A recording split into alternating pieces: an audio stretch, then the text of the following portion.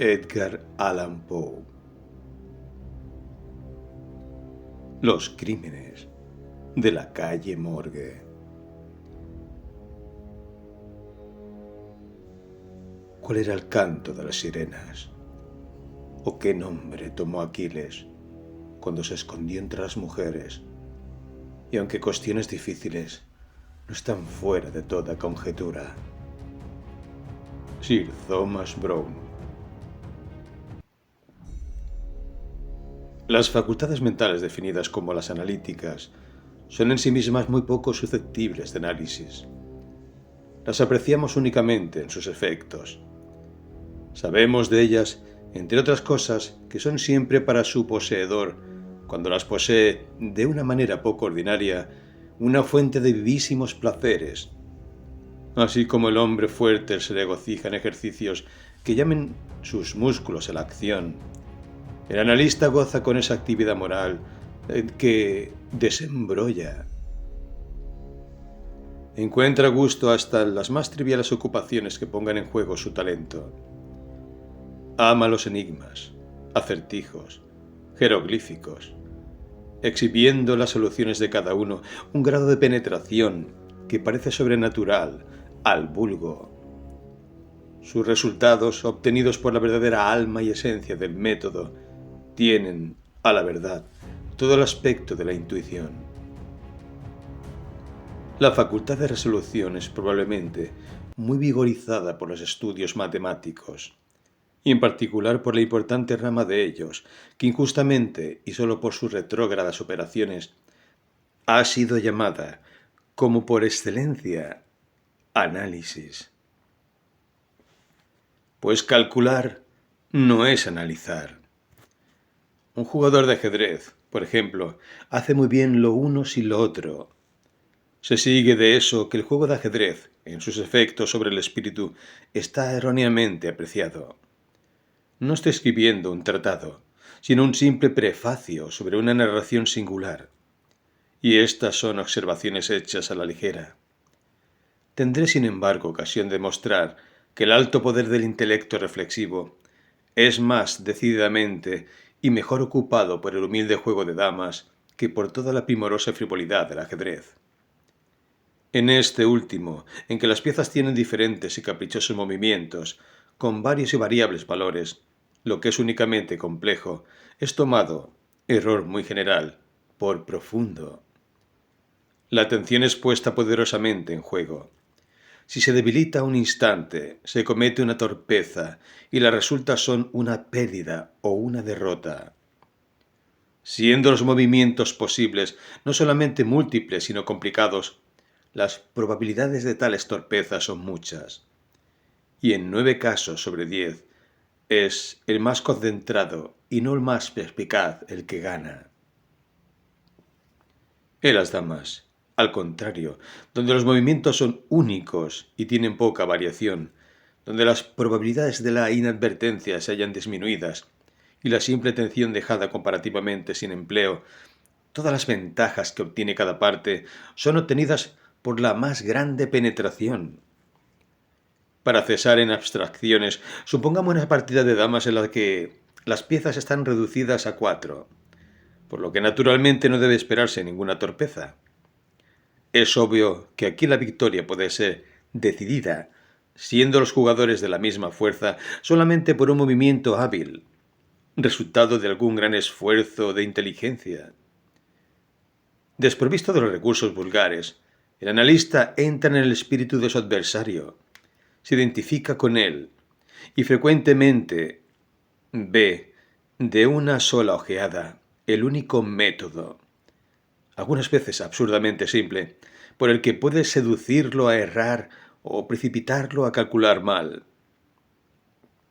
El whist ha sido a largo tiempo citado por su influencia sobre lo que se llama poder calculador, y se han conocido hombres de la más notable inteligencia que parecían tomar una indecible delicia en él, evitando el ajedrez como un juego frívolo. Sin duda, no hay nada de naturaleza similar que ocupe más fuertemente la facultad del análisis. El mejor ajedrecista de la cristiandad no puede ser otra cosa que el mejor ajedrecista. Pero la eficiencia en el whist implica la capacidad para triunfar en todas aquellas empresas más importantes donde la mente se enfrenta con la mente.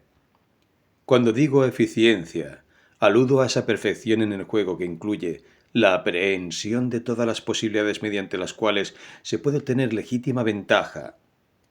Estas últimas no solo son múltiples, sino multiformes, y con frecuencia yacen en capas tan profundas del pensar que el entendimiento ordinario es incapaz de alcanzarlas. Observar con atención equivale a recordar con claridad. En este sentido, el ajedrecista concentrado jugará bien al whist, en tanto que las reglas de Hoyle, basadas en el mero mecanismo del juego, son comprensibles de manera general y satisfactoria.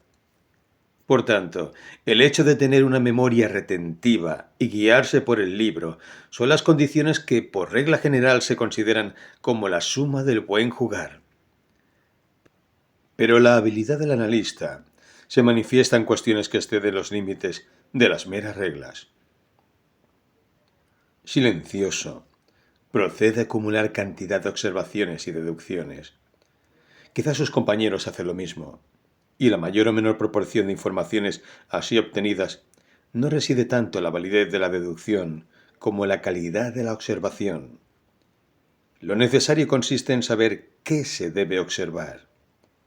Nuestro jugador no se encierra en sí mismo, ni tampoco, dado que su objetivo es el juego, rechaza deducciones procedentes de elementos externos a éste.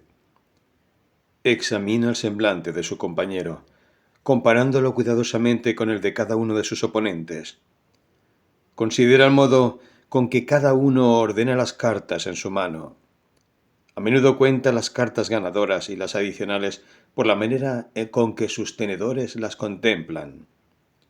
Advierte cada variación de fisonomía a medida que avanza el juego, reuniendo un capital de ideas nacidas de las diferencias de expresión correspondientes a la seguridad, la sorpresa, el triunfo o la contrariedad.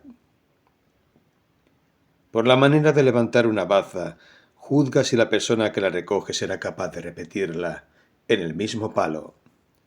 Reconoce la jugada fingida por la manera con que se arrojan las cartas sobre el tapete.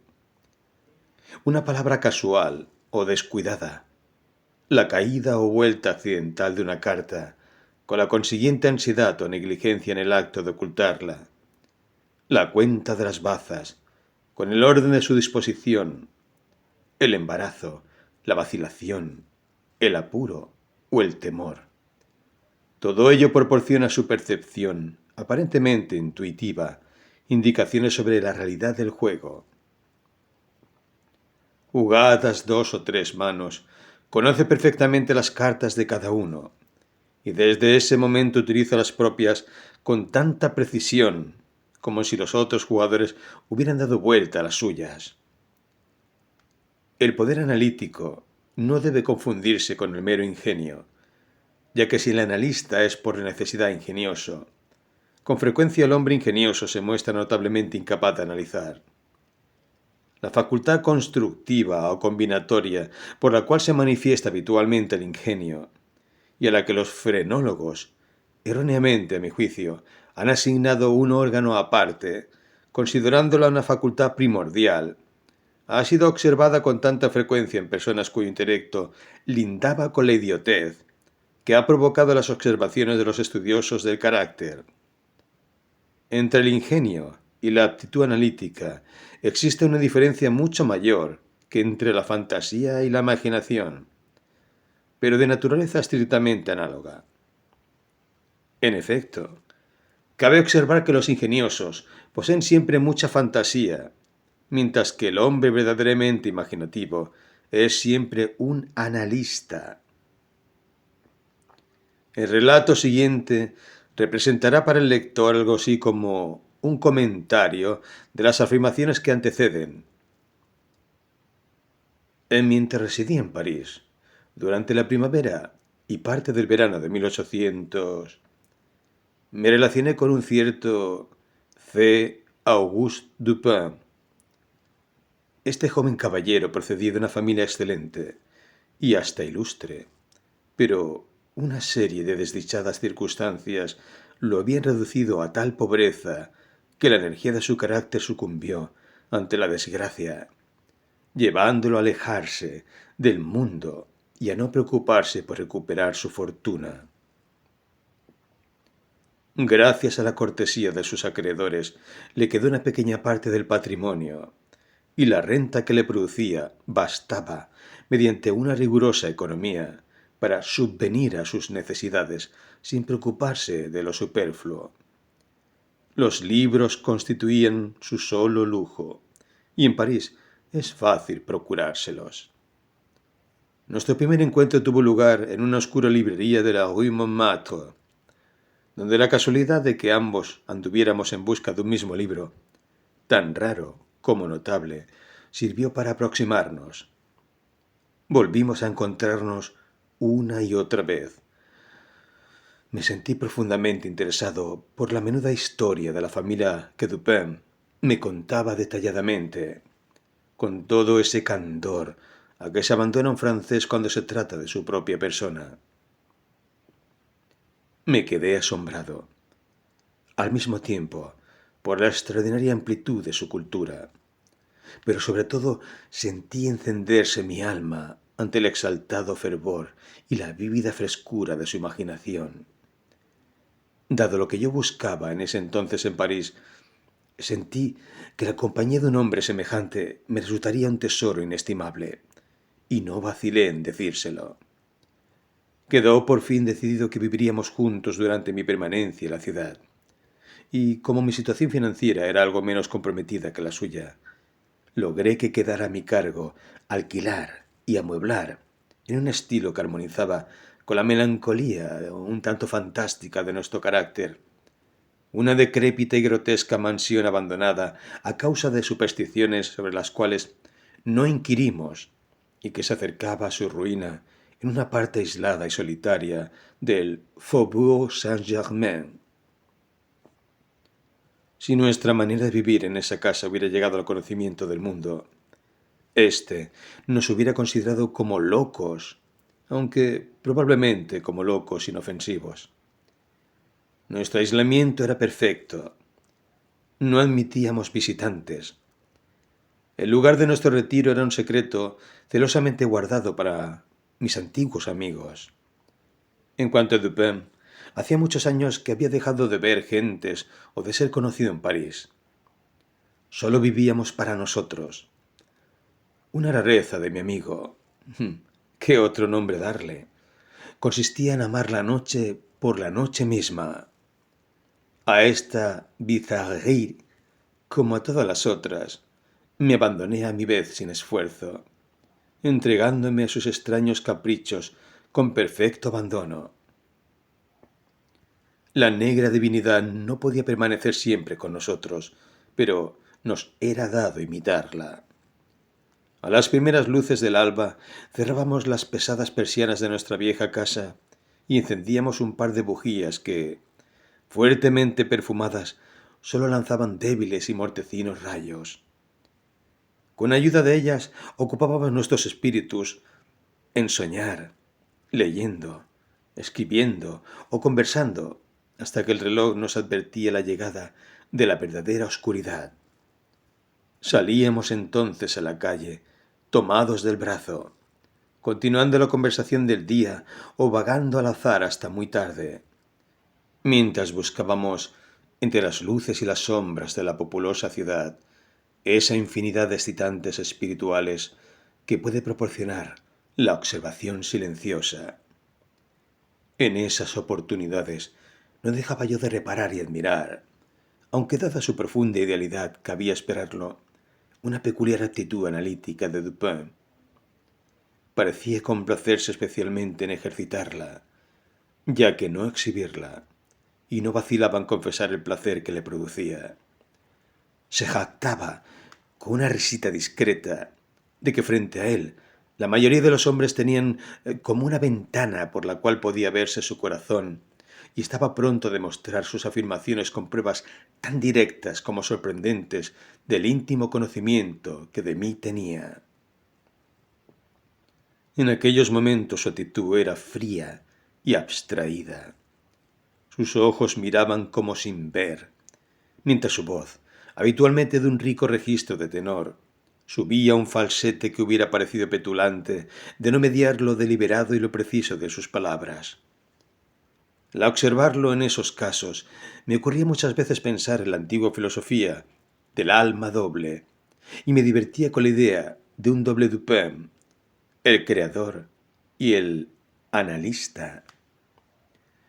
No se suponga, por lo que llevo dicho, que estoy circunstanciando algún misterio o escribiendo una novela. Lo que he referido de mi amigo francés era tan solo el producto de una inteligencia excitada o quizá enferma. Pero el carácter de sus observaciones en el curso de esos periodos se apreciará con más claridad mediante un ejemplo.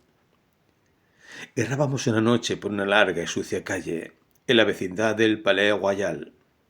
Sumergidos en nuestras meditaciones, no habíamos pronunciado una sola sílaba durante un cuarto de hora por lo menos.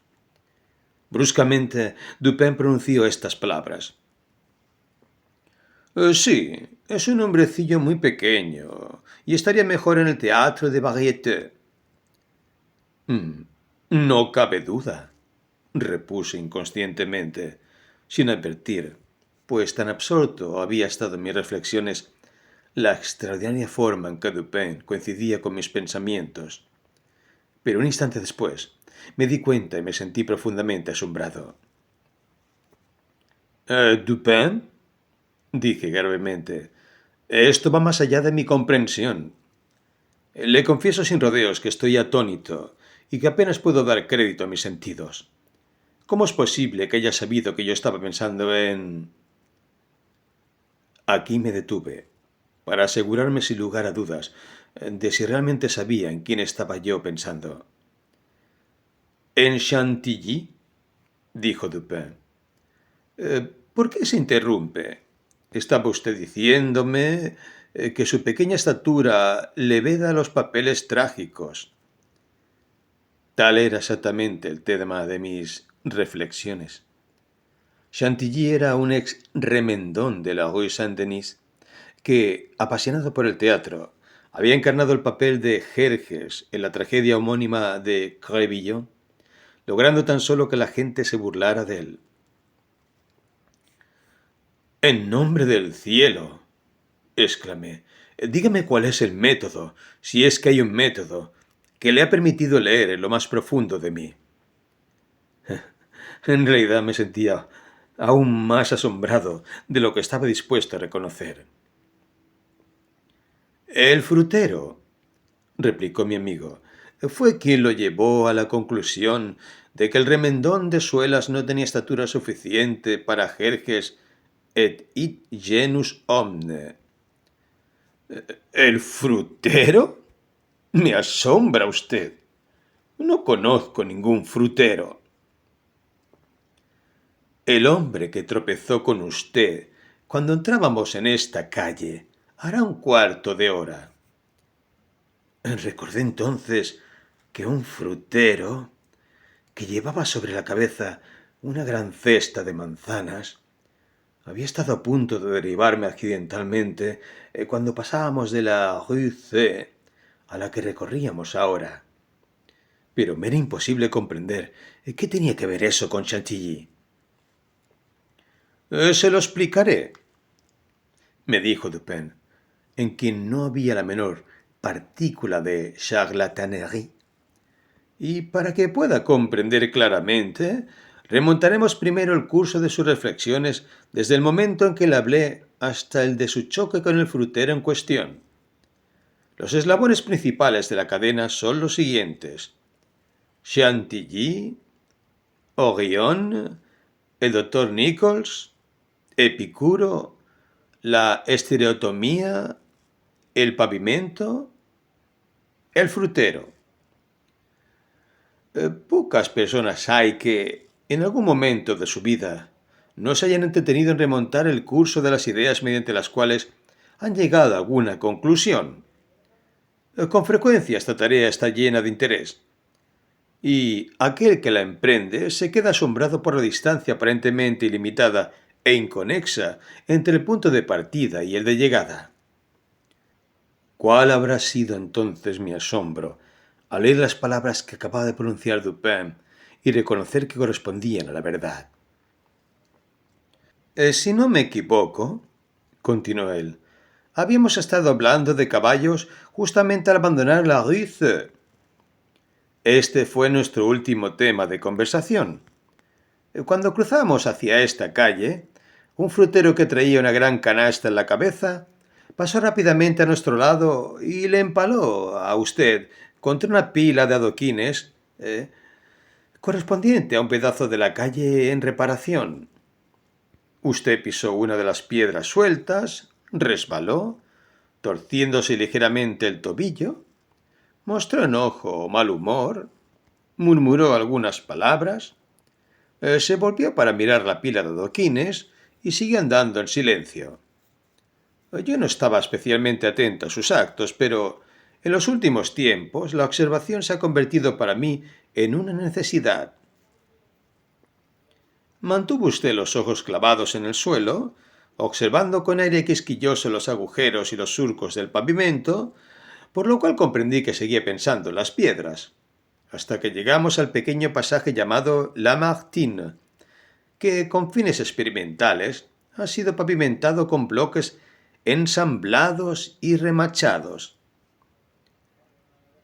Aquí su rostro se animó, y al notar que sus labios se movían, no tuve dudas de que murmuraba la palabra estereotomía, término que se ha aplicado pretenciosamente a esta clase de pavimento. Sabía que para usted sería imposible decir estereotomía sin verse llevado a pensar en átomos y pasar de ahí a las teorías de Epicuro. Ahora bien, cuando discutimos no hace mucho este tema, recuerdo haberle hecho notar de qué curiosa manera, por lo demás desconocida, las vagas conjeturas de aquel noble griego se han visto confirmadas en la reciente cosmogonía de las nebulosas. Comprendí, por tanto, que usted no dejaría de alzar los ojos hacia la gran nebulosa de Orión, y estaba seguro de que lo haría. Efectivamente, miró usted hacia lo alto, y me sentí seguro de haber seguido correctamente sus pasos hasta ese momento. Pero la amarga crítica a Chantilly que apareció en el Musée de ayer, el escritor satírico hace algunas penosas alusiones al cambio de nombre del remendón antes de calzar los coturnos y cita un verso latino sobre el cual hemos hablado muchas veces. Me refiero al verso Perdidit antiquum litera prima sonum. Le dije a usted que se refería a Orión, que en un tiempo se escribió Urión, y dada cierta acritud que se mezcló en aquella discusión, estaba seguro de que usted no la había olvidado. Era claro, pues, que no dejaría de combinar las dos ideas de Orión y Chantilly, que así lo hizo. Lo supe por la sonrisa que pasó por sus labios. Pensaba usted en la inmolación del pobre zapatero. Hasta ese momento había caminado algo encorvado, pero de pronto le vi erguirse en toda su estatura. Me sentí seguro de que estaba pensando en la diminuta figura de Chantilly, y en este punto interrumpí sus meditaciones para hacerle notar que, en efecto, el tal Chantilly era muy pequeño y que estaría mejor en el Théâtre de Variété. Poco tiempo después de este episodio, leíamos una edición nocturna de la Gazette de Tribunaux, cuando los siguientes párrafos atrajeron nuestra atención. Extraños asesinatos. Esta mañana, hacia las 3, los habitantes del Quartier Saint-Roch fueron arrancados de su sueño por los espantosos alaridos procedentes del cuarto piso de una casa situada en la Rue Morgue, ocupada por Madame L'Espanagne y su hija, Mademoiselle Camille L'Espanagne. Como fuera imposible lograr el acceso a la casa, después de perder algún tiempo, se forzó finalmente la puerta con una ganzúa y 8 o 10 vecinos penetraron en compañía de 2 gendarmes. Por ese entonces los gritos habían cesado, pero cuando el grupo remontaba el primer tramo de la escalera, se oyeron 2 o más voces que discutían violentamente y que parecían proceder de la parte superior de la casa. Al llegar al segundo piso, las voces callaron a su vez, reinando una profunda calma. Los vecinos se separaron y empezaron a recorrer las habitaciones una por una. Al llegar a una gran cámara situada en la parte posterior del cuarto piso, cuya puerta cerrada por dentro con llave debió ser forzada, se vieron en presencia de un espectáculo que les produjo tanto horror como estupefacción. El aposento se hallaba en el mayor desorden. Los muebles rotos. Habían sido lanzados en todas direcciones. El colchón del único lecho aparecía tirado en mitad del piso. Sobre una silla había una navaja manchada de sangre. Sobre la chimenea aparecían 2 o 3 largos y espesos mechones de cabello humano igualmente empapados en sangre y que daba la impresión de haber sido arrancados de raíz. Se encontraron en el piso 4 napoleones, un aro de topacio, 3 cucharas grandes de plata, 3 más pequeñas de metal d'Alger y 2 sacos que contenían casi 4.000 francos en oro. Los cajones de una cómoda situada en un ángulo habían sido abiertos y aparentemente saqueados, aunque quedaban en ellos numerosas prendas. Descubrióse una pequeña caja fuerte de hierro debajo de la cama, y no del colchón. Estaba abierta y con la llave en la cerradura. No contenía nada, aparte de unas viejas cartas y papeles igualmente sin importancia. No se veía huella alguna de Madame L'Espanagne, pero al notarse la presencia de una insólita cantidad de hollín en el pie de la chimenea, se procedió a registrarla, encontrándose, cosa horrible de describir, el cadáver de su hija, cabeza abajo, el cual había sido metido a la fuerza en la estrecha abertura y considerablemente empujado hacia arriba. El cuerpo estaba aún caliente. Al examinarlos advirtieron en él numerosas excoriaciones producidas, sin duda, por la violencia con que fuera introducido y por la que requirió arrancarlo de allí. Veíanse profundos arañazos en el rostro y la garganta parecían contusiones negruzcas y profundas huellas de uñas, como si la víctima hubiera sido estrangulada.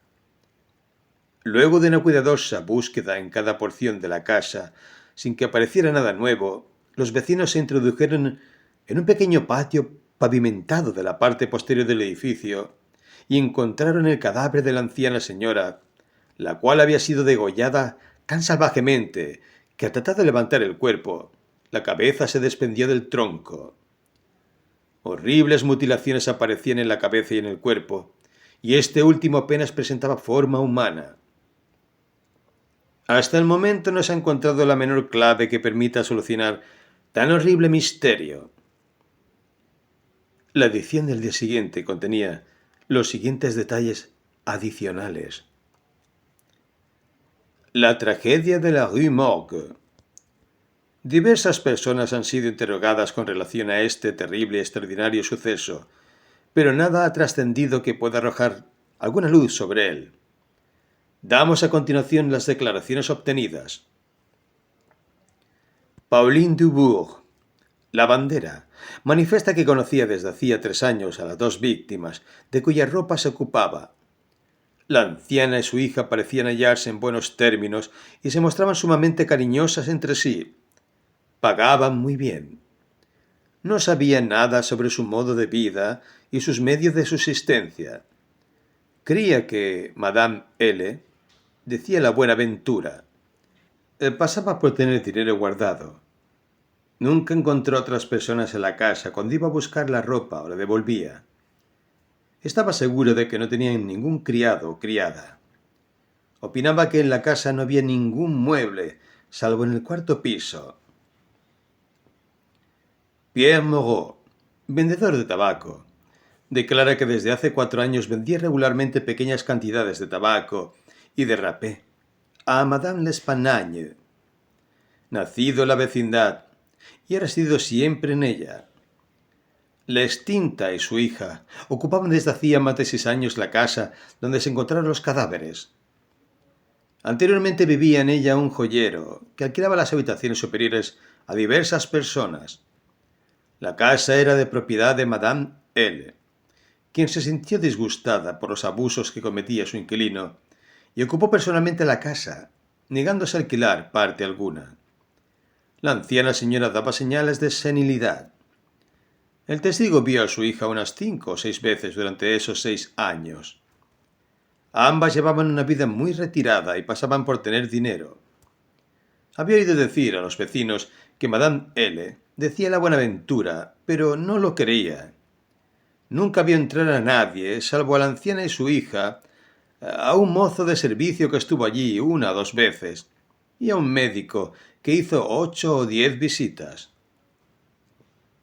Muchos otros vecinos han proporcionado testimonios coincidentes. No se ha hablado de nadie que frecuentara la casa. Se ignora si Madame L. y su hija tenían parientes vivos. Pocas veces se abrían las persianas de las ventanas delanteras. Las de la parte posterior estaban siempre cerradas, salvo las de la gran habitación en la parte trasera del 4.º piso. La casa se hallaba en excelente estado y no era muy antigua.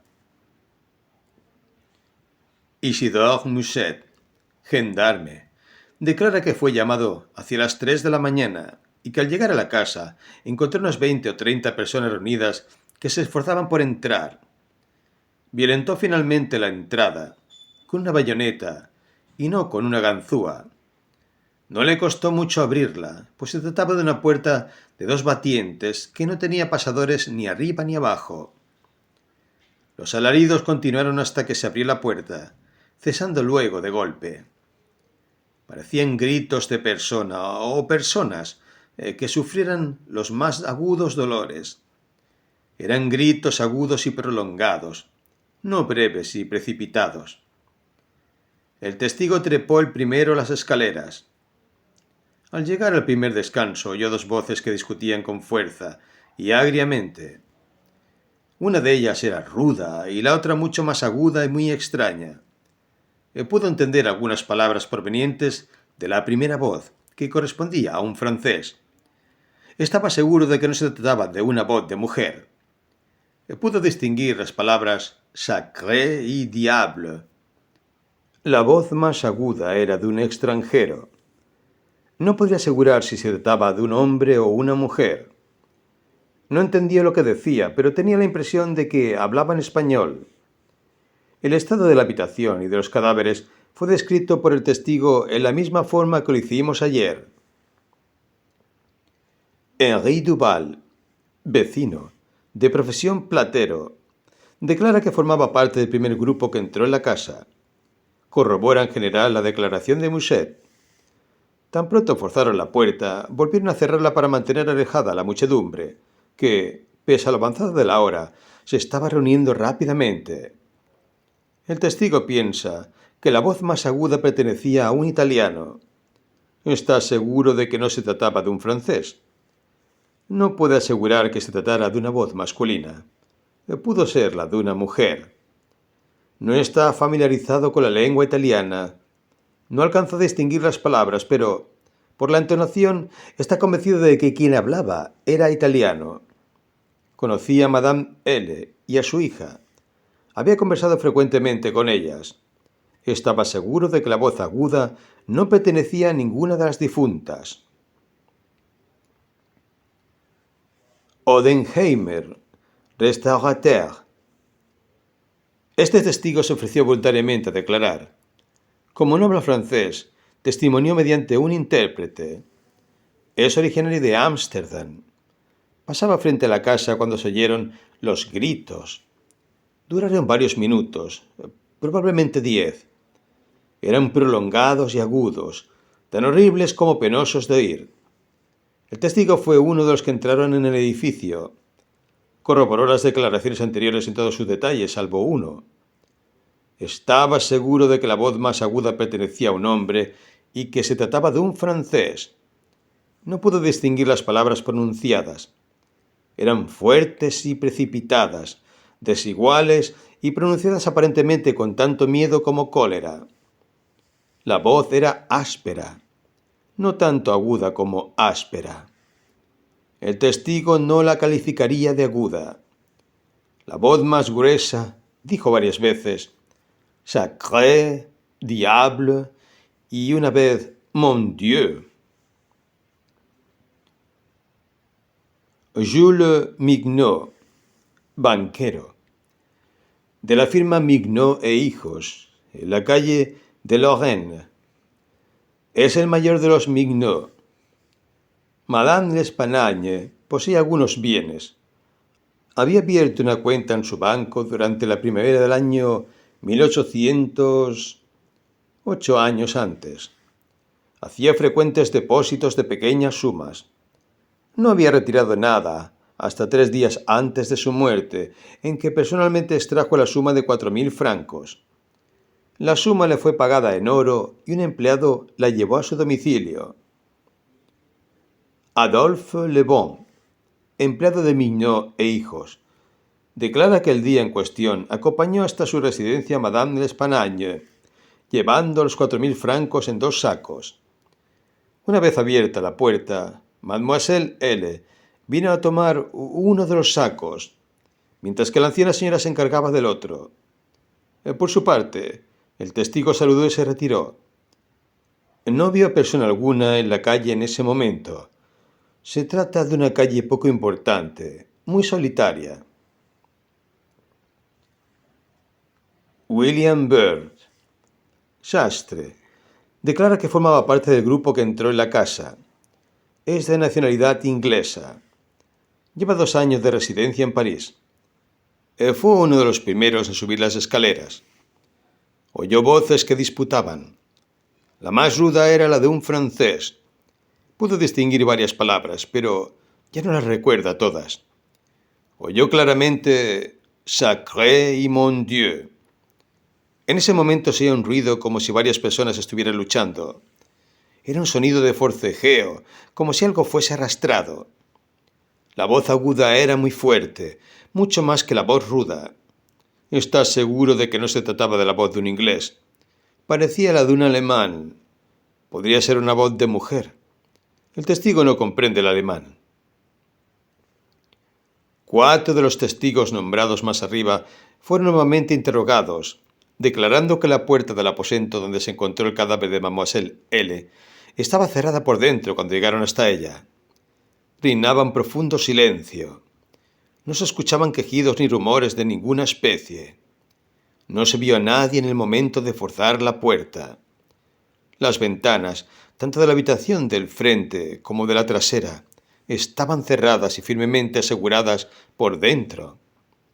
Entre ambas habitaciones había una puerta cerrada, pero la llave no estaba echada. La puerta que comunicaba la habitación del frente con el corredor había sido cerrada con llave por dentro. Un cuarto pequeño situado en el frente del 4.º piso, al comienzo del corredor, aparecía abierto, con la puerta entornada. La habitación estaba llena de camas viejas, cajones y objetos por el estilo. Se procedió a revisarlos uno por uno. No se dejó sin examinar una sola pulgada de la casa. Se enviaron deshollinadores para que exploraran las chimeneas. La casa tiene 4 pisos, con mansardes. Una trampa que da al techo estaba firmemente asegurada con clavos y no parece haber sido abierta durante años. Los testigos no están de acuerdo sobre el tiempo transcurrido entre el momento en que se escucharon las voces que disputaban y la apertura de la puerta de la habitación. Algunos sostienen que transcurrieron 3 minutos, otros calculan 5. Costó mucho violentar la puerta. Alfonso Garcio, empresario de pompas fúnebres, habita la Rue Morgue. Es de nacionalidad española. Formaba parte del grupo que entró en la casa. No subió las escaleras. Tiene los nervios delicados y teme las consecuencias de toda agitación. Oyó las voces que disputaban. La más ruda pertenecía a un francés. No pudo comprender lo que decía. La voz aguda era la de un inglés. ¿Estás seguro de esto? No comprende el inglés, pero juzga basándose en la entonación. Alberto Montani, confitero, declara que fue de los primeros en subir las escaleras. Oyó las voces en cuestión. La voz ruda era la de un francés. Pudo distinguir varias palabras. El que hablaba parecía reprochar alguna cosa. No pudo comprender las palabras dichas por la voz más aguda, que hablaba rápida y desigualmente. Piensa que se trata de un ruso. Corrobora los testimonios restantes. Es de nacionalidad italiana. Nunca habló con un nativo de Rusia. Nuevamente interrogados, varios testigos certificaron que las chimeneas de todas las habitaciones eran demasiado angostas para admitir el paso de un ser humano. Se pasaron desollinadores, cepillos cilíndricos como los que usan los que limpian chimeneas, por todos los tubos existentes en la casa. No existe ningún pasaje a los fondos por el cual alguien hubiera podido descender mientras el grupo subía las escaleras. El cuerpo de Mademoiselle L'Espanagne estaba tan firmemente encajado a la chimenea que no pudo ser extraído hasta que 4 o 5 personas unieron sus esfuerzos. Paul Dumas, médico, declara que fue llamado al amanecer para examinar los cadáveres de las víctimas. Los mismos habían sido colocados sobre el colchón del lecho correspondiente a la habitación donde se encontró Mademoiselle L. El cuerpo de la joven apareció lleno de contusiones y excoriaciones. El hecho de que hubiese sido metido en la chimenea bastaba para explicar tales marcas. La garganta estaba enormemente escoriada. Varios profundos arañazos aparecían debajo del mentón, conjuntamente con una serie de manchas lívidas resultantes, con toda evidencia, de la presión de unos dedos. El rostro estaba horriblemente pálido y los ojos se salían de las órbitas.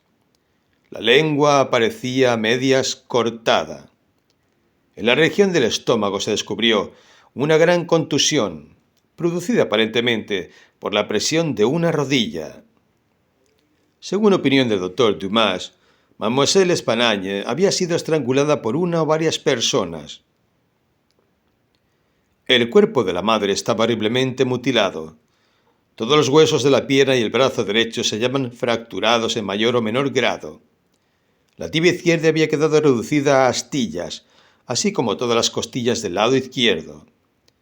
El cuerpo aparecía cubierto de contusiones y estaba descolorido. Resultaba imposible precisar el arma con que se habían inferido tales heridas. Un pesado garrote de mano o una ancha barra de hierro, quizá una silla, cualquier arma grande, pesada y contundente, en manos de un hombre sumamente robusto, podía haber producido esos resultados. Imposible que una mujer pudiera infligir tales heridas con cualquier arma que fuese. La cabeza de la difunta parecía separada del cuerpo, y al igual que el resto, terriblemente contusa. Era evidente que la garganta había sido seccionada con un instrumento muy afilado, probablemente una navaja. Alexandre Etienne, cirujano, fue llamado al mismo tiempo que el doctor Dumas para examinar los cuerpos. Confirmó el testimonio y las opiniones de este último. No se ha obtenido ningún otro dato de importancia, a pesar de haberse interrogado a varias otras personas.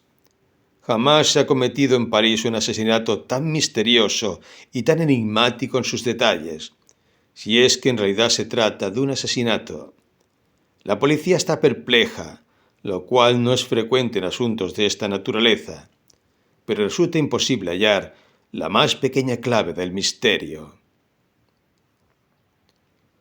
La edición vespertina del diario declaraba que en el Quartier Saint-Roch reinaba una intensa excitación, que se había practicado un nuevo minucioso examen del lugar del hecho, mientras interrogaba a nuevos testigos, pero que no se sabía nada nuevo. Un párrafo final agregaba, sin embargo, que un tal Adolphe Le Bon acababa de ser arrestado y encarcelado, aunque nada parecía acusarlo, a juzgar por los hechos detallados. Dupin se mostraba singularmente interesado en el desarrollo del asunto, o por lo menos así me pareció por sus maneras, pues no hizo el menor comentario. Tan solo después de haberse anunciado el arresto de Le Bon, me pidió mi parecer acerca de los asesinatos. No pude sino sumarme al de todo París y declarar que los consideraba un misterio insoluble. No veía modo alguno de seguir el rastro al asesino. No debemos pensar en los modos posibles que surgen de una investigación tan rudimentaria, dijo Dupin. La policía parisiense, tan alabada por su penetración, es muy astuta, pero nada más. No procede con método, salvo el del momento. Toma muchas disposiciones ostentosas, pero con frecuencia éstas se hallan tan mal adaptadas a su objetivo que recuerdan a Monsieur Jourdain, que pedía sa robe de chambre pour mieux entendre la musique. Los resultados obtenidos son con frecuencia sorprendentes, pero en su mayoría se logran por simple diligencia y actividad. Cuando éstas son insuficientes, todos sus planes fracasan. Vidocq, por ejemplo, era hombre de excelentes conjeturas y perseverante, pero como su pensamiento carecía de suficiente educación, erraba continuamente por el excesivo ardor de sus investigaciones. Dañaba su visión por mirar el objeto desde demasiado cerca. Quizá alcanzaba a ver 1 o 2 puntos con singular acuidad, pero procediendo así perdía el conjunto de la cuestión. En el fondo se trataba de un exceso de profundidad, y la verdad no siempre está dentro de un pozo. Por el contrario, creo que en lo que se refiere al conocimiento más importante, es invariablemente superficial. La profundidad corresponde a los valles, donde la buscamos, y no a las cimas montañosas, donde se la encuentra. Las formas y fuentes de este tipo de error se ejemplifican muy bien en la contemplación de los cuerpos celestes. Si se observa una estrella de una ojeada, oblicuamente, volviendo hacia ella la porción exterior de la retina, mucho más sensible a las impresiones luminosas débiles que la parte interior, se verá la estrella con claridad y se apreciará plenamente su brillo, el cual se empaña apenas la contemplamos de lleno. Es verdad que en este último caso llegan a nuestros ojos mayor cantidad de rayos, pero la porción exterior posee una capacidad de recepción mucho más refinada. Por causa de una indebida profundidad, confundimos y debilitamos el pensamiento, y Venus misma puede llegar a borrarse del firmamento si la escrutamos de manera demasiado sostenida, demasiado concentrada o directa. En cuanto a esos asesinatos, procedamos personalmente a un examen antes de formarnos una opinión. La encuesta nos servirá de entretenimiento. Me pareció que el término era extraño, aplicado al caso, pero no dije nada. Además, Le Bon me prestó cierta vez un servicio por el cual le estoy agradecido. Iremos a estudiar el terreno con nuestros propios ojos. Conozco a G, el prefecto de policía, y no habrá dificultad en obtener el permiso necesario. La autorización fue acordada y nos encaminamos inmediatamente a la rue Morgue. Se trata de uno de esos míseros pasajes que corren entre la rue Richelieu y la rue Saint-Roch. Atardecía cuando llegamos, pues el barrio estaba considerablemente distanciado del de nuestra residencia. Encontramos fácilmente la casa, ya que aún había varias personas mirando las persianas cerradas desde la acera opuesta. Era una típica casa parisiense, con una puerta de entrada y una casilla de cristales con ventana corrediza, correspondiente a la loge du concierge.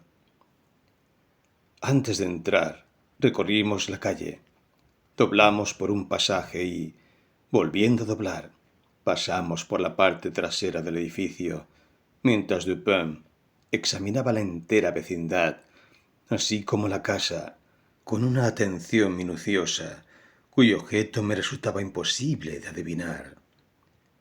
Volviendo sobre nuestros pasos, retornamos a la parte delantera, y luego de llamar y mostrar nuestras credenciales, fuimos admitidos por los agentes de guardia. Subimos las escaleras hasta llegar a la habitación donde se había encontrado el cuerpo de Mademoiselle L'Espanaye y donde aún yacían ambas víctimas. Como es natural, el desorden del aposento había sido respetado. No vi nada que no estuviese detallado en la Gazette des Tribunaux. Dupin lo inspeccionaba todo, sin exceptuar los cuerpos de las víctimas. Pasamos luego a las otras habitaciones y al patio. Un gendarme nos acompañaba a todas partes. El examen nos tuvo ocupados hasta que oscureció, y era de noche cuando salimos.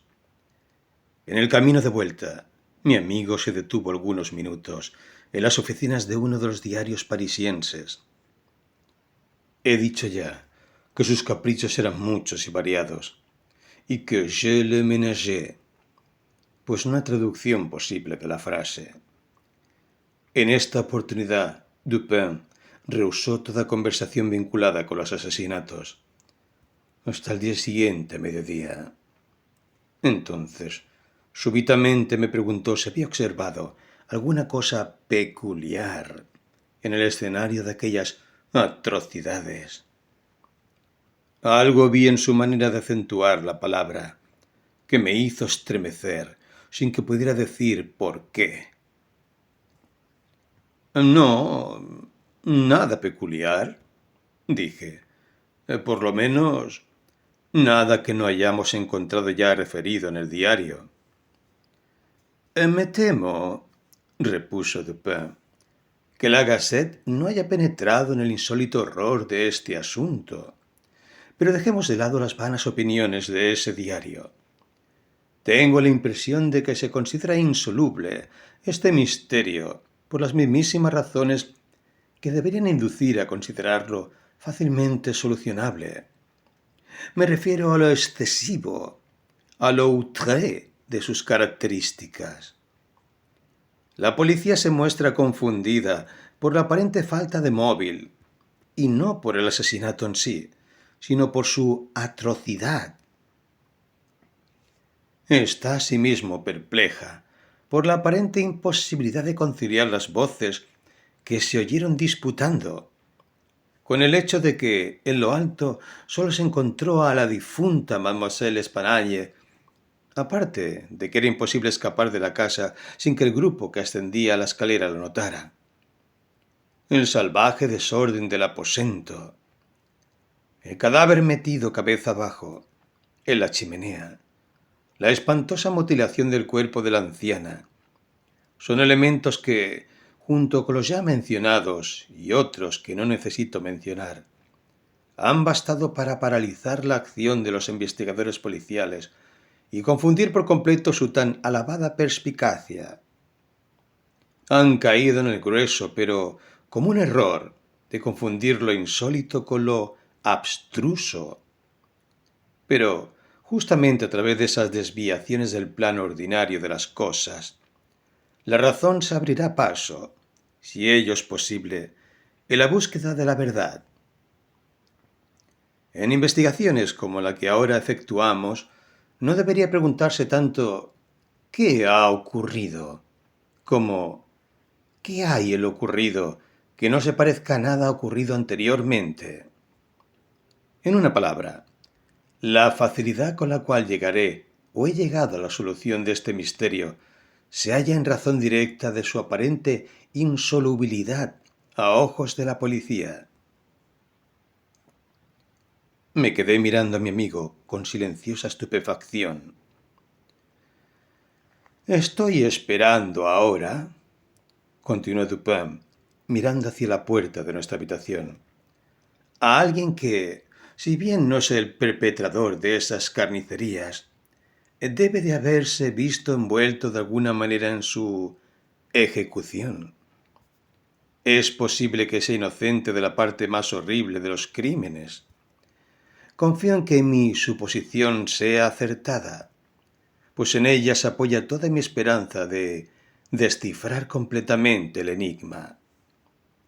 Espero la llegada de ese hombre en cualquier momento, y en esta habitación.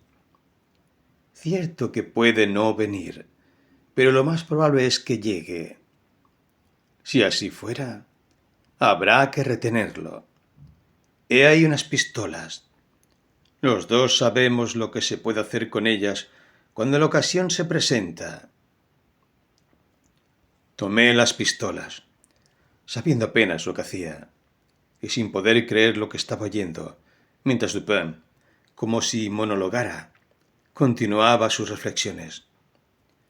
Ya he mencionado su actitud abstraída en esos momentos. Sus palabras se dirigían a mí, pero su voz, aunque no era forzada, tenía esa entonación que se emplea habitualmente para dirigirse a alguien que se halla muy lejos. Sus ojos, privados de expresión, solo miraban la pared. Las voces que disputaban y fueron oídas por el grupo que trepaba la escalera, dijo, no eran las de las dos mujeres, como ha sido bien probado por los testigos. Con esto queda eliminada toda posibilidad de que la anciana señora haya matado a su hija suicidándose posteriormente. Menciono esto por razones metódicas, ya que la fuerza de Madame L'Espanaye hubiera sido por completo insuficiente para introducir el cuerpo de su hija en la chimenea, tal como fue encontrado, amén de que la naturaleza de las heridas observadas en su cadáver excluye toda idea de suicidio. El asesinato, pues, fue cometido por terceros, y a éstos pertenecían las voces que se escucharon mientras disputaban. Permítame ahora llamarle la atención no sobre las declaraciones referentes a dichas voces, sino a algo peculiar en esas declaraciones. ¿No lo advirtió usted? Hice notar que, mientras todos los testigos coincidían en que la voz más ruda debía ser la de un francés, existían grandes desacuerdos sobre la voz más aguda o, como la calificó uno de ellos, la voz áspera. Tal es el testimonio en sí, dijo Dupin, pero no su peculiaridad. Usted no ha observado nada característico y, sin embargo, había algo que observar. Como bien ha dicho, los testigos coinciden sobre la voz ruda, pero con respecto a la voz aguda, la peculiaridad no consiste en que estén en desacuerdo, sino que un italiano, un inglés, un español, un holandés y un francés han tratado de describirla, y cada uno de ellos se ha referido a una voz extranjera. Cada uno de ellos está seguro de que no se trata de la voz de un compatriota. Cada uno la vincula, no a la voz de una persona perteneciente a una nación cuyo idioma conoce, sino a la inversa. El francés supone que es la voz de un español y agrega que podría haber distinguido algunas palabras si hubiera sabido español. El holandés sostiene que se trata de un francés, pero nos enteramos de que, como no habla francés, testimonio mediante un intérprete. El inglés piensa que se trata de la voz de un alemán, pero el testigo no comprende el alemán. El español está seguro de que se trata de un inglés, pero juzga basándose en la entonación, ya que no comprende el inglés. El italiano cree que es la voz de un ruso, pero nunca habló con un nativo de Rusia. Un segundo testigo francés difiere del primero y está seguro de que se trata de la voz de un italiano. No está familiarizado con la lengua italiana, pero, al igual que el español, está convencido por la entonación. Ahora bien, Cuán extrañamente insólita tiene que haber sido esa voz para que pudieran reunirse semejantes testimonios. Una voz en cuyos tonos los ciudadanos de las 5 grandes divisiones de Europa no pudieran reconocer nada familiar. Me dirá usted que podría tratarse de la voz de un asiático o un africano. Ni unos ni otros abundan en París, pero, sin negar esa posibilidad, me limitaré a llamarle la atención sobre 3 puntos.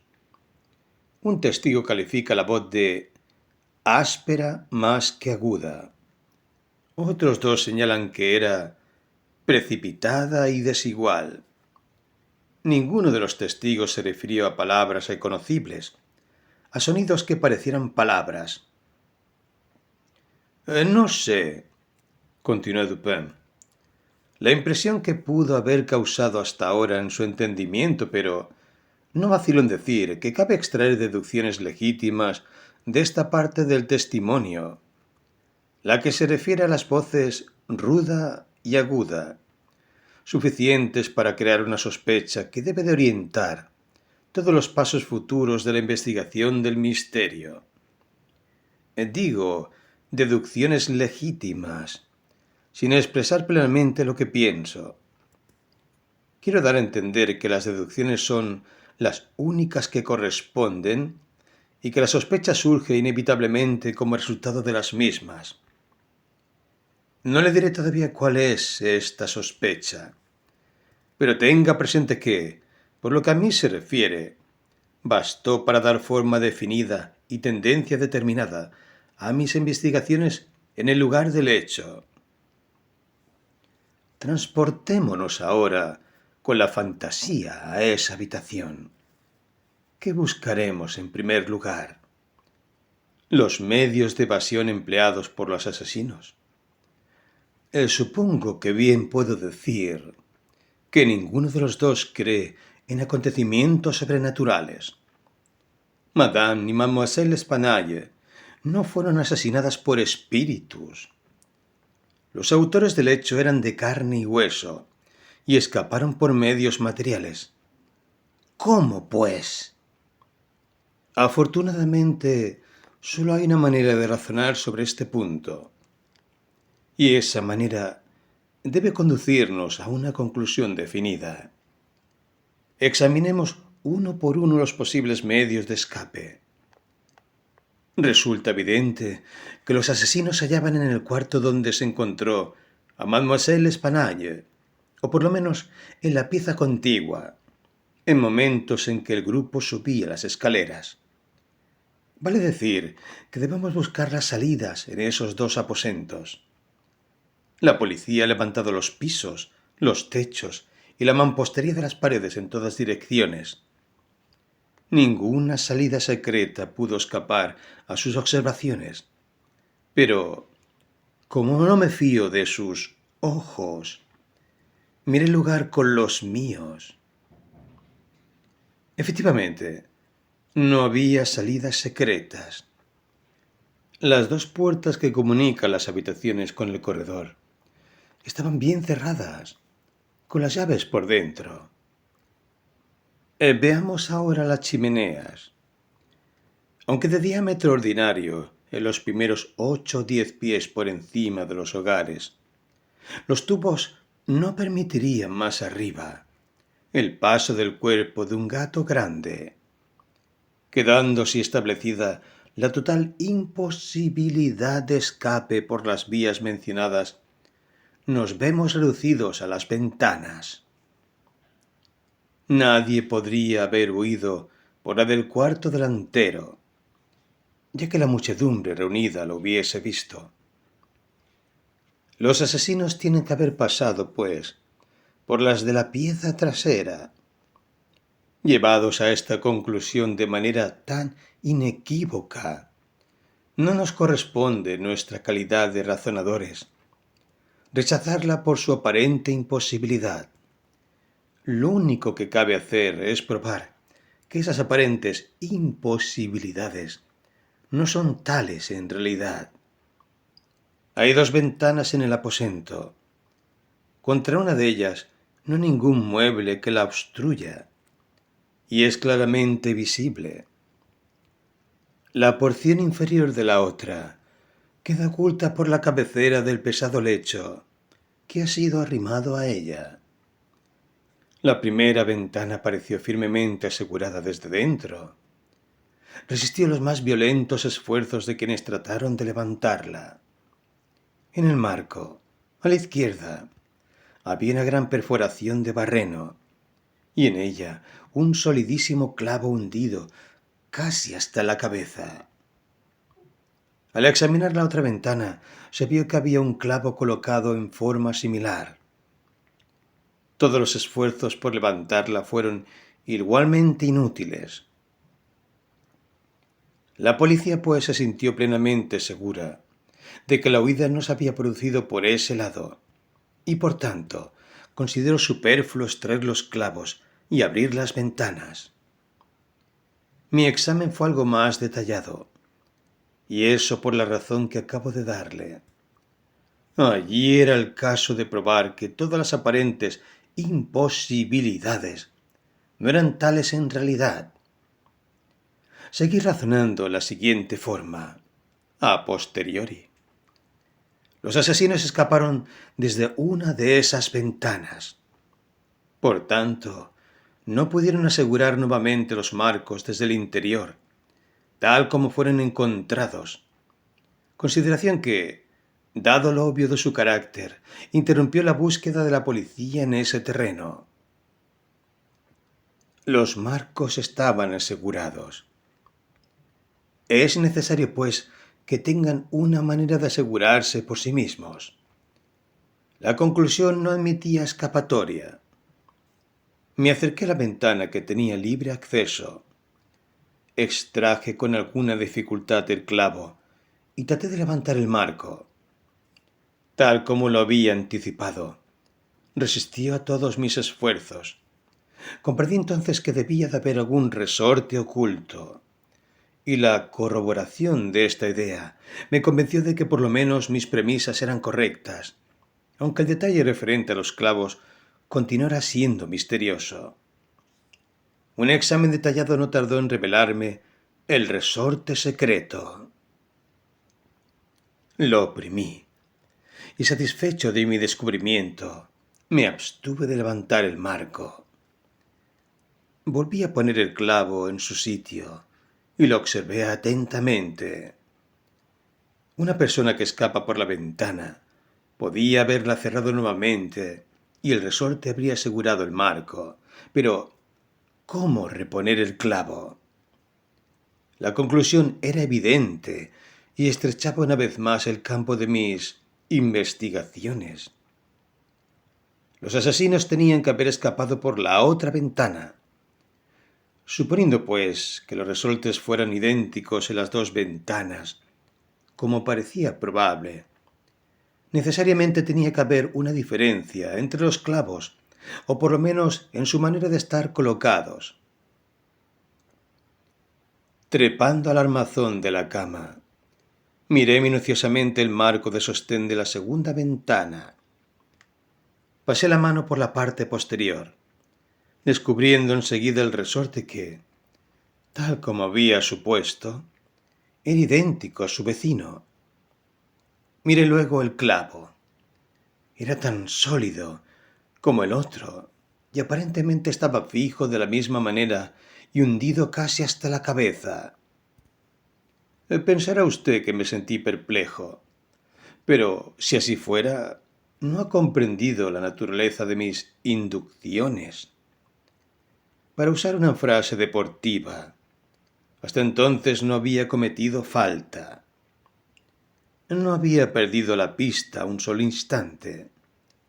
Los eslabones de la cadena no tenían ninguna falla. Había perseguido el secreto hasta su última conclusión, y esa conclusión era el clavo. Ya he dicho que tenía todas las apariencias de su vecino de la otra ventana, pero el hecho, por más concluyente que pareciera, resultaba de una absoluta nulidad comparado con la consideración de que allí, en ese punto, se acababa el hilo conductor. Tiene que haber algo defectuoso en el clavo, pensé. Al tocarlo, su cabeza quedó entre mis dedos juntamente con 1/4 de pulgada de la espiga. El resto de la espiga se hallaba dentro del agujero, donde se había roto. La fractura era muy antigua, pues los bordes aparecían herrumbrados y parecía haber sido hecho de un martillazo que había hundido parcialmente la cabeza del clavo en el marco inferior de la ventana. Volví a colocar cuidadosamente la parte de la cabeza en el lugar de donde la había sacado y vi que el clavo daba la exacta impresión de estar entero. La fisura resultaba invisible. Apretando el resorte, levanté ligeramente el marco. La cabeza del clavo subió con él, sin moverse de su lecho. Cerré la ventana y el clavo dio otra vez la impresión de estar dentro. Hasta ahora el enigma quedaba explicado. El asesino había huido por la ventana que daba a la cabecera del lecho. Cerrada por sí misma, o quizás ex profeso, la ventana había quedado asegurada por su resorte, y la resistencia ofrecida por éste había inducido a la policía a suponer que se trataba del clavo, dejando así de lado toda investigación suplementaria. La segunda cuestión consiste en el modo del descenso. Mi paseo con usted por la parte trasera de la casa me satisfizo al respecto. A unos 5 pies y medio de la ventana en cuestión corre una varilla de pararrayos. Desde esa varilla hubiera resultado imposible alcanzar la ventana, y mucho menos introducirse por ella. Observé, sin embargo, que las persianas del 4.º piso pertenecen a esa curiosa especie que los carpinteros parisienses denominan ferrades. Es un tipo rara vez empleado en la actualidad, pero que se ve con frecuencia en casas muy viejas de Lyon y Bordeaux. Se las fabrica como una puerta ordinaria, de una sola hoja y no de doble batiente, con la diferencia de que la parte inferior tiene celosías o tablillas que ofrecen excelente asidero para las manos. En este caso, las persianas alcanzan un ancho de 3 pies y medio. Cuando las vimos desde la parte posterior de la casa, ambas estaban entornadas, es decir, en ángulo recto con relación a la pared. Es probable que también los policías hayan examinado los fondos del edificio, pero si así lo hicieron, miraron las ferrades en el ángulo indicado, sin darse cuenta de su gran anchura. Por lo menos no la tomaron en cuenta. Sin duda, seguros de que por esa parte era imposible toda fuga, se limitaron a un examen muy sumario. Para mí, sin embargo, era claro que si se abría del todo la persiana correspondiente a la ventana situada sobre el lecho, su borde quedaría a unos 2 pies de la varilla del pararrayos. También era evidente que, desplegando tanta agilidad como coraje, se podía llegar hasta la ventana, trepando por la varilla.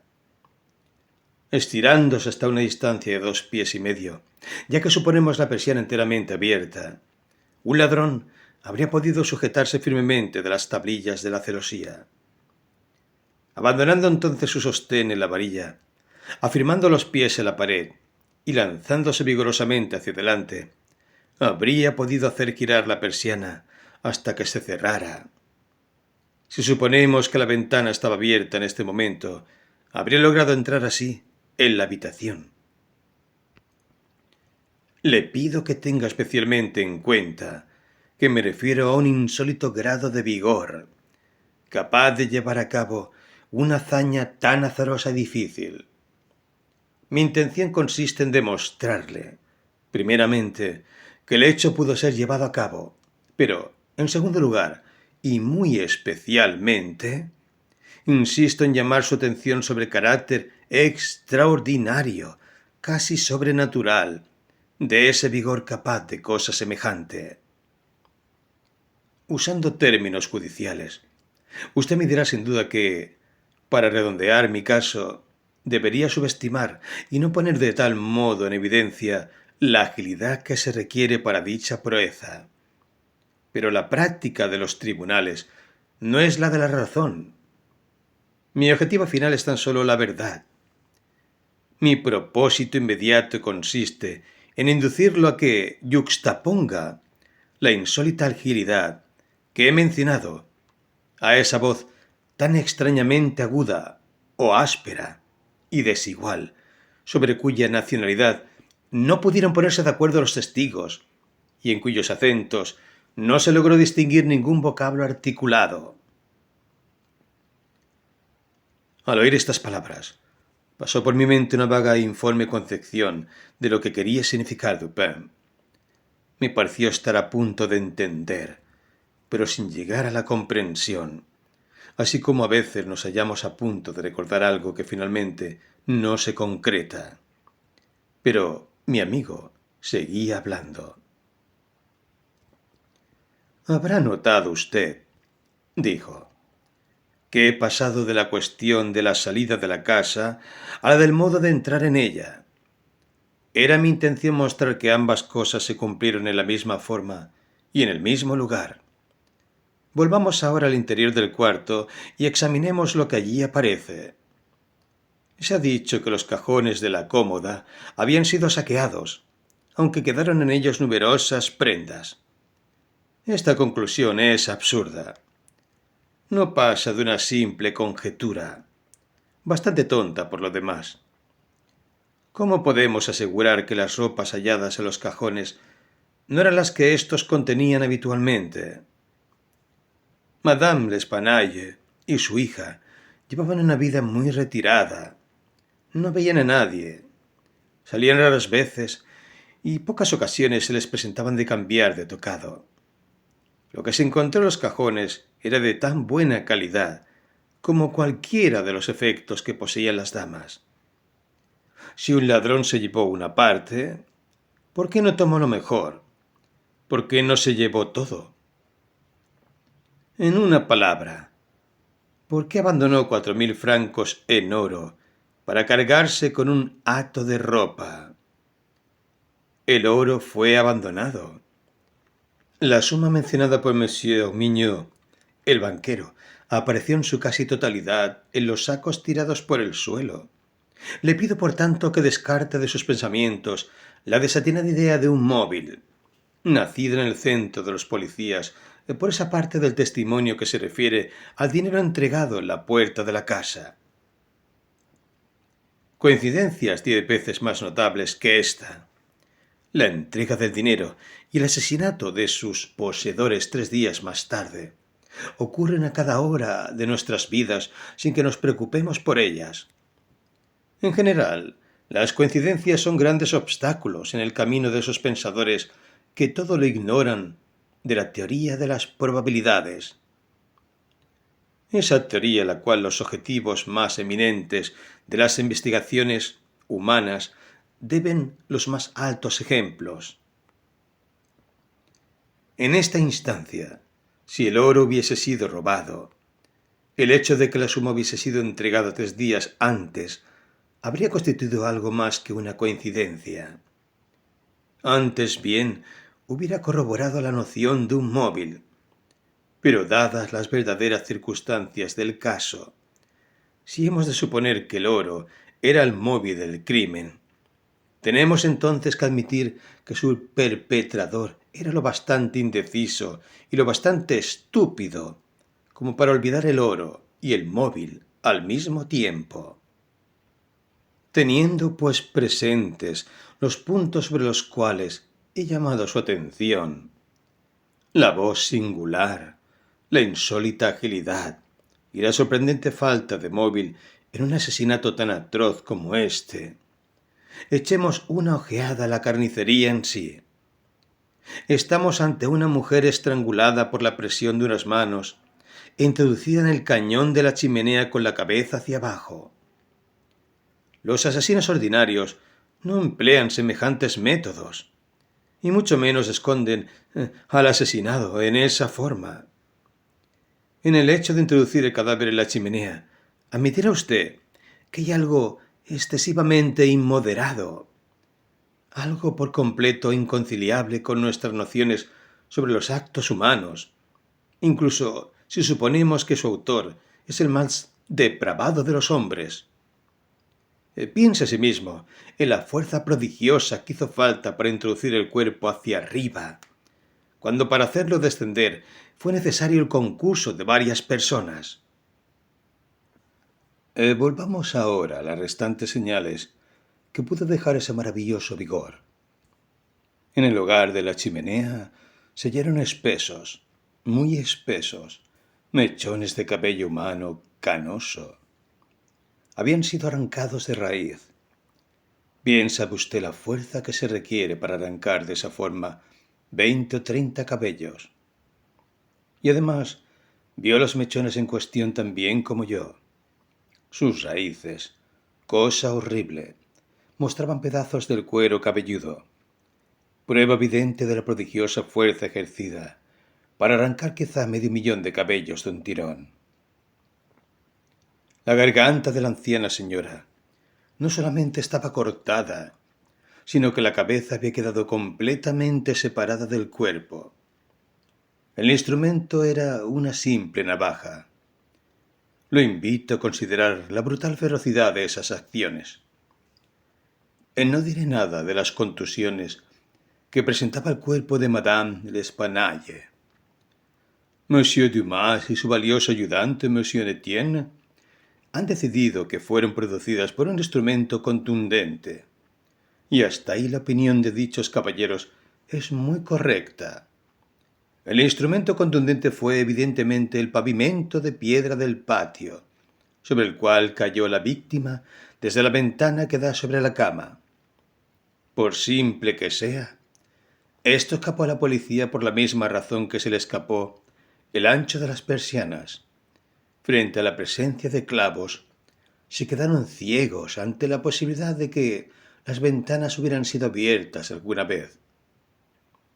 Si ahora, en adición a estas cosas, ha reflexionado usted adecuadamente sobre el extraño desorden del aposento, hemos llegado al punto de poder combinar las nociones de una asombrosa agilidad, una fuerza sobrehumana, una ferocidad brutal, una carnicería sin motivo, una grotesquerie en el horror por completo ajeno a lo humano, y una voz de tono extranjero para los oídos de hombres de distintas nacionalidades y privada de todo silabeo inteligible.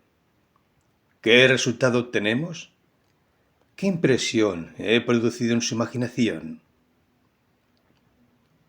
Al escuchar las preguntas de Dupin, sentí que un estremecimiento recorría mi cuerpo. Un maníaco es el autor del crimen, dije. Un loco furioso escapado de alguna maison de santé de la vecindad. En cierto sentido, dijo Dupin, su idea no es inaplicable, pero, aun en sus más salvajes paroxismos, las voces de los locos jamás coinciden con esa extraña voz escuchada en lo alto. Los locos pertenecen a alguna nación y, por más incoherentes que sean sus palabras, tienen, sin embargo, la coherencia del silabeo. Además, el cabello de un loco no es como el que ahora tengo en la mano. Arranqué este pedazo de mechón de entre los dedos rígidamente apretados de Madame L'Espanaye.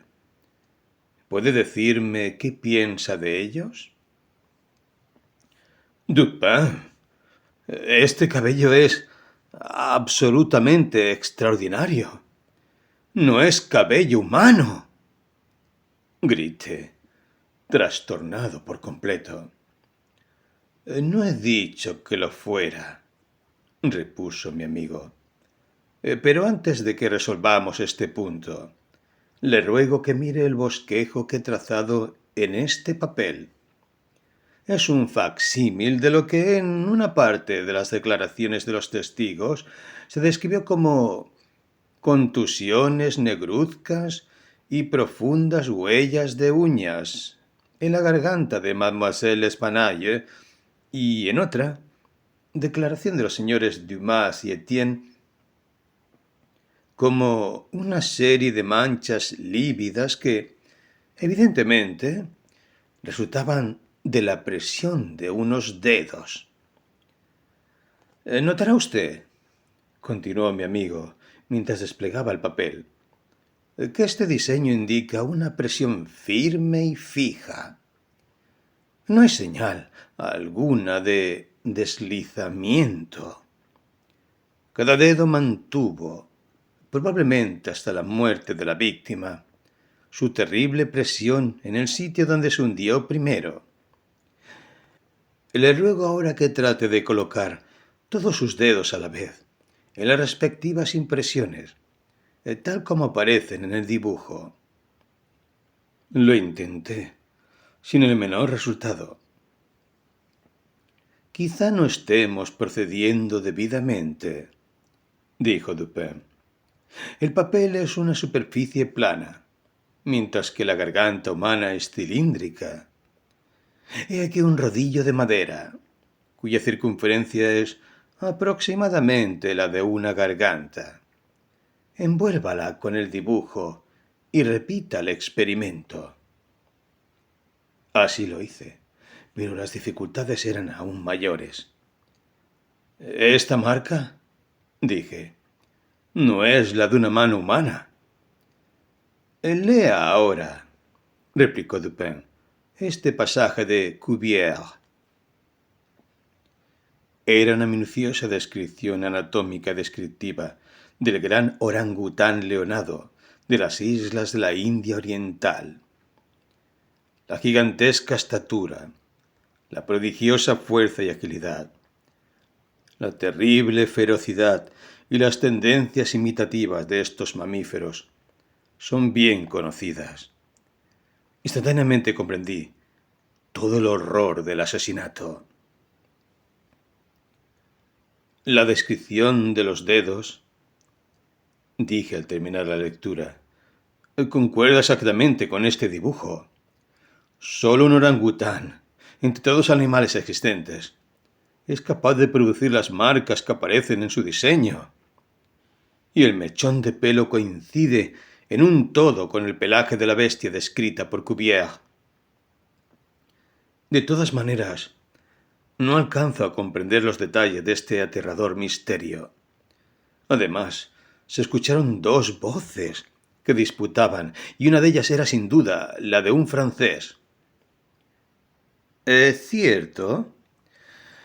Y recordará usted que, casi unánimemente, los testigos declararon haber oído decir a esa voz las palabras «Mon Dieu».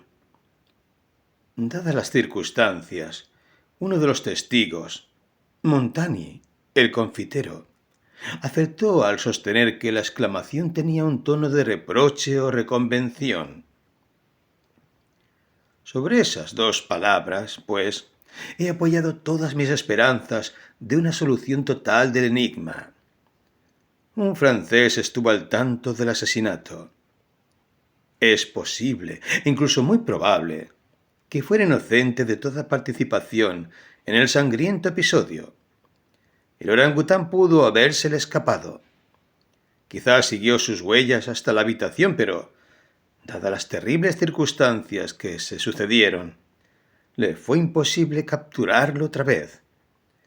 El animal anda todavía suelto.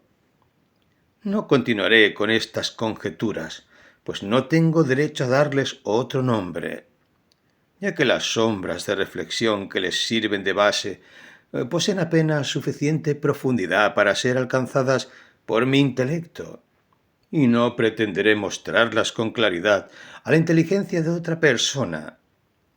Las llamaremos conjeturas, pues, y nos referiremos a ellas como tales. Si el francés en cuestión es, como lo supongo, inocente de tal atrocidad. Este aviso que dejé anoche cuando volvíamos a casa en las oficinas de Le Monde, un diario consagrado a cuestiones marítimas y muy leído por los navegantes, lo hará acudir a nuestra casa. Me alcanzó un papel donde leí: capturado. En el Bois de Boulogne, en la mañana del asesinato, se ha capturado un gran orangután leonado de la especie de Borneo. Su dueño, de quien se sabe que es un marinero perteneciente a un barco maltés, puede reclamarlo, previa identificación satisfactoria y pago de los gastos resultantes de su captura y cuidado. Presentarse al número calle Faubourg Saint-Germain, tercer piso. Pero, ¿cómo es posible?, pregunté, que sepa usted que el hombre es un marinero y que pertenece a un barco maltés. No lo sé, dijo Dupin, y no estoy seguro de ello.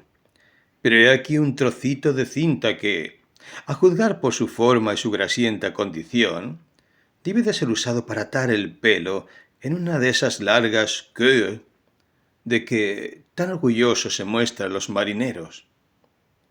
Además, el nudo pertenece a esa clase que pocas personas son capaces de hacer, salvo los marinos, y es característico de los malteses. Encontré esta cinta al pie de la varilla del pararrayos. Imposible que perteneciera a una de las víctimas. De todos modos, si me equivoco al deducir de la cinta que el francés era un marinero perteneciente a un barco maltés, no he causado ningún daño al estamparlo en el aviso. Si me equivoco, el hombre pensará que me he confundido por alguna razón que no se tomará el trabajo de averiguar. Pero si estoy en lo cierto, hay mucho de ganado. Conocedor, aunque inocente, de los asesinatos, el francés vacilará, como es natural, antes de responder al aviso y reclamar el orangután. He aquí cómo razonará. Soy inocente y pobre.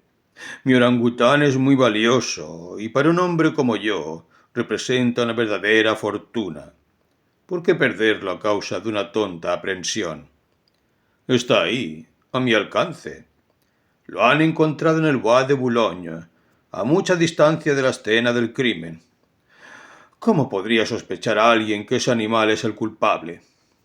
La policía está desorientada y no ha podido encontrar la más pequeña huella. Si llegaran a seguir la pista del mono, les será imposible probar que supe algo de los crímenes o echarme alguna culpa como testigo de ellos. Además, soy conocido.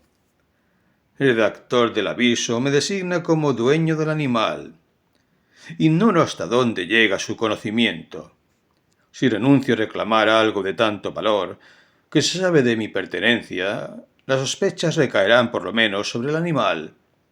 Contestaré al aviso, recobraré el orangután y lo tendré encerrado hasta que no se hable más del asunto. En ese momento oímos pasos en la escalera. «Prepare las pistolas», dijo Dupin, «pero no las use ni las exhiba hasta que le haga una seña». La puerta de entrada de la casa había quedado abierta y el visitante había entrado sin llamar, subiendo algunos peldaños de la escalera, pero de pronto pareció vacilar y lo oímos bajar. Dupin corría ya a la puerta cuando advertimos que volvía a subir. Esta vez no vaciló, sino que, luego de trepar decididamente la escalera, golpeó en nuestra puerta. «Adelante», dijo Dupin con voz cordial y alegre. El hombre que entró era, con toda evidencia, un marino, alto, robusto y musculoso, con un semblante en el que cierta expresión audaz no resultaba desagradable. Su rostro, muy atezado, aparecía en gran parte oculto por las patillas y los bigotes. Traía consigo un grueso bastón de roble, pero al parecer esa era su única arma. Inclinóse torpemente, dándonos las buenas noches en francés, a pesar de un cierto acento suizo de Neuchâtel. Sabía que era de origen parisiense. Siéntese usted, amigo mío, dijo Dupin. Supongo que viene en busca del orangután. Palabra, se lo envidio un poco. Es un magnífico animal, que presumo debe tener un gran valor. ¿Qué edad le calcula usted? El marinero respiró profundamente, con el aire de quien se siente aliviado de un peso intolerable, y contestó con tono reposado. No podría decirlo, pero no tiene más de 4 o 5 años. ¿Lo guarda usted aquí? Oh, no. Carecemos de lugar adecuado. Está en una caballeriza de la Rue du Bourg, cerca de aquí. ¿Podría usted llevárselo mañana por la mañana? Supongo que estará en condiciones de probar su derecho de propiedad. Por supuesto que sí, señor. Lamentaré separarme de él, dijo Dupin. No quisiera que usted se hubiese molestado por nada, declaró el marinero. Estoy dispuesto a pagar una recompensa por el hallazgo del animal. Una suma razonable, ¿se entiende? Pues bien, repuso mi amigo, eso me parece muy justo. Déjeme pensar. ¿Qué le pediré? Ah, ya sé. He aquí cuál será mi recompensa. Me contará usted todo lo que sabe sobre esos crímenes en la calle Morgue. Dupin pronunció las últimas palabras en voz muy baja y con gran tranquilidad. Después, con igual calma, fue hacia la puerta, la cerró y guardó la llave en el bolsillo. Sacando luego una pistola, la puso sin la menor prisa sobre la mesa. El rostro del marinero enrojeció como si un acceso de sofocación se hubiera apoderado de él. Levantándose, aferró su bastón, pero un segundo después se dejó caer de nuevo en el asiento, temblando violentamente y pálido como la muerte. No dijo una palabra. Lo compadecí desde lo más profundo de mi corazón. Amigo mío, se está usted alarmando sin necesidad, dijo cordialmente Dupin. Le aseguro que no tenemos intención de causarle el menor daño. Lejos de nosotros querer perjudicarlo. Le doy mi palabra de caballero y de francés. Estoy perfectamente enterado de que es usted inocente de las atrocidades de la Rue Morgue. Pero sería inútil negar que, en cierto modo, se haya implicado en ellas. Fundándose en lo que le he dicho, supondrá que poseo medios de información sobre este asunto, medios que le sería imposible imaginar. El caso se plantea de la siguiente manera. Usted no ha cometido nada que no debería haber cometido, nada que lo haga culpable. Ni siquiera se le puede acusar de robo, cosa que pude llevar a cabo impunemente. Él no tiene nada que ocultar, ni razón para hacerlo. Por otra parte, el honor más elemental lo obliga a confesar todo lo que sabe. Hay un hombre inocente en la cárcel, acusado de un crimen cuyo perpetrador puede usted denunciar. Mientras Dupin pronunciaba estas palabras, el marinero había recobrado en buena parte su compostura, aunque su aire decidido del comienzo habíase desvanecido por completo. «Dios venga en mi ayuda», dijo, después de una pausa. «Sí, te diré todo lo que sé sobre este asunto, aunque no espero que crea ni la mitad de lo que voy a contarle. Estaría loco si pensara que van a creerme, y sin embargo, soy inocente, y lo confesaré todo, aunque me cueste la vida». En sustancia, lo que nos dijo fue lo siguiente. Poco tiempo atrás, había hecho un viaje al archipiélago Índico. Un grupo del que formaba parte desembarcó en Borneo y penetró en el interior a fin de hacer una excursión placentera. Entre él y un compañero capturaron al orangután. Como su compañero falleciera, quedó dueño único del animal. Después de considerables dificultades ocasionadas por la indomable ferocidad de su cautivo durante el viaje de vuelta, logró finalmente encerrarlo en su casa de París, donde, para aislarlo de la incómoda curiosidad de sus vecinos, lo mantenía cuidadosamente recluido, mientras el animal curaba de una herida en la pata que se había hecho con una astilla a bordo del buque. Una vez curado, el marinero estaba dispuesto a venderlo. Una noche, o más bien una madrugada, en que volvía de una pequeña juerga de marineros, nuestro hombre se encontró con que el orangután había penetrado en su dormitorio, luego de escaparse de la habitación contigua, donde su captor había querido tenerlo sólidamente encerrado. Navaja en mano y embadurnado de jabón, habíase sentado frente a un espejo y trataba de afeitarse, tal como, sin duda, había visto hacer a su amo espiándolo por el ojo de la cerradura. Aterrado al ver el arma tan peligrosa en manos de un animal que, en su ferocidad, era harto capaz de utilizarla, el marinero se quedó un instante sin saber qué hacer. Por lo regular, lograba contener al animal, aun en sus arrebatos más terribles, con ayuda de un látigo, y pensó acudir otra vez a ese recurso. Pero al verlo, el orangután se lanzó de un salto a la puerta, bajó las escaleras, y desde ellas, saltando por una ventana que desgraciadamente estaba abierta, se dejó caer a la calle. Desesperado, el francés se precipitó en su seguimiento. Navaja en mano, el mono se detenía para mirar y hacer muecas a su perseguidor, dejándolo acercarse casi hasta su lado. Entonces echaba a correr otra vez. Siguió así la caza durante largo tiempo. Las calles estaban profundamente tranquilas, pues eran casi las 3 de la madrugada. Al atravesar el pasaje de los fondos de la Rue Morgue, la atención del fugitivo se vio atraída por la luz que salía de la ventana abierta del aposento de Madame d'Espanaye, en el 4º piso de su casa.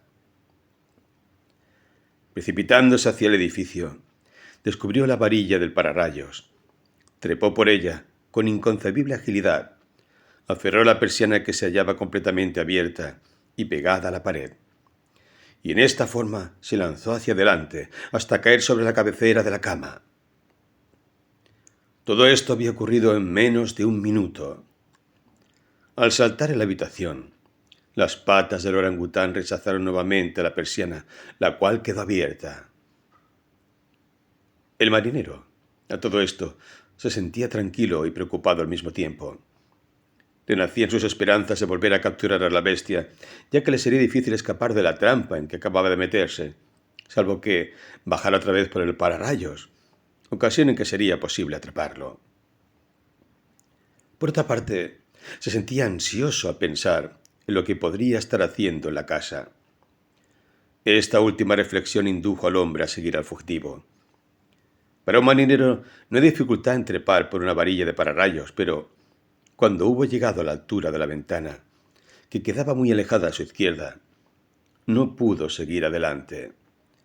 Lo más que alcanzó fue a echarse a un lado para observar el interior del aposento. Apenas hubo mirado, estuvo a punto de caer a causa del horror que lo sobrecogió. Fue en ese momento cuando empezaron los espantosos alaridos que arrancaron de su sueño a los vecinos de la Rue Morgue. Madame l'Espanaye y su hija, vestidas con sus camisones de dormir, habían estado aparentemente ocupadas en arreglar algunos papeles en la caja fuerte ya mencionada, la cual había sido corrida al centro del cuarto.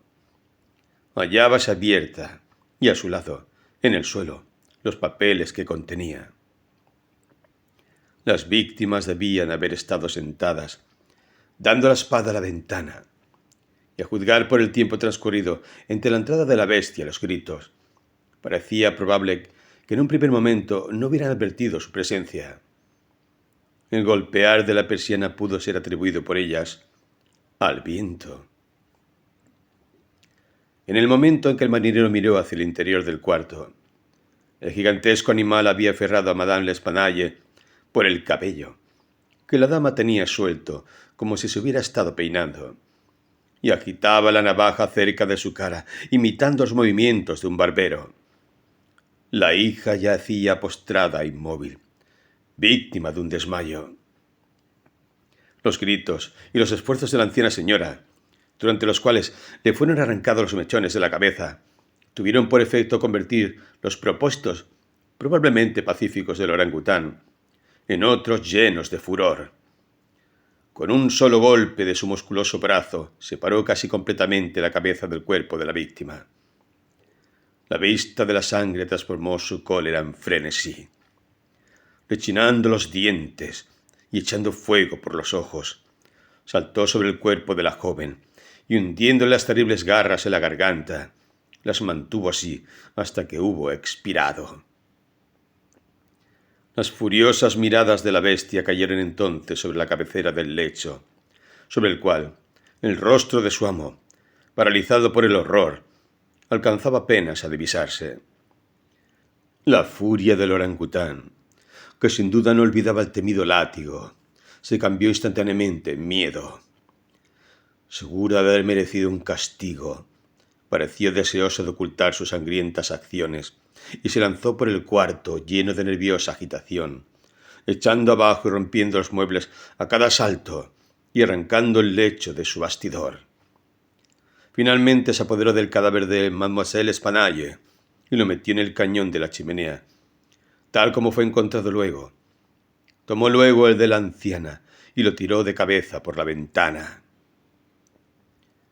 En momentos en que el mono se acercaba a la ventana con su mutilada carga, el marinero se echó aterrorizado hacia atrás y, deslizándose sin precaución alguna hasta el suelo, corrió inmediatamente a su casa, temeroso de las consecuencias de semejante atrocidad y olvidando en su terror toda preocupación por la suerte del orangután. Las palabras que los testigos oyeron en la escalera fueron las exclamaciones de espanto del francés, mezcladas con los diabólicos sonidos que profería la bestia.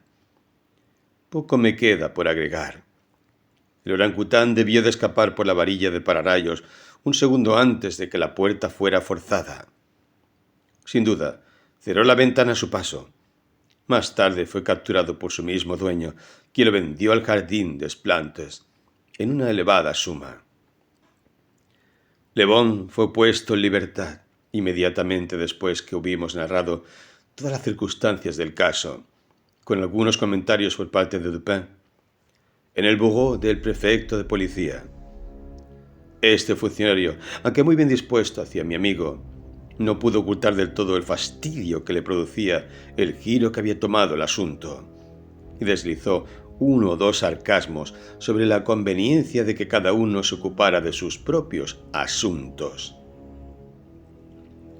Déjelo usted hablar, me dijo Dupin, que no se había molestado en replicarle. Deje que se desahogue. Eso aliviará su conciencia. Me doy por satisfecho con haberlo derrotado en su propio terreno. De todos modos, el hecho de que haya fracasado en la solución del misterio no es ninguna razón para asombrarse. En verdad, nuestro amigo, el prefecto, es demasiado astuto para ser profundo. No hay fibra en su ciencia, de mucha cabeza y nada de cuerpo, como las imágenes de la diosa Laverna, o a lo sumo mucha cabeza y lomos, como un bacalao. Pero, después de todo, es un buen hombre. Lo estimo especialmente por cierta forma maestra de gazmoñería, a la cual debe su reputación.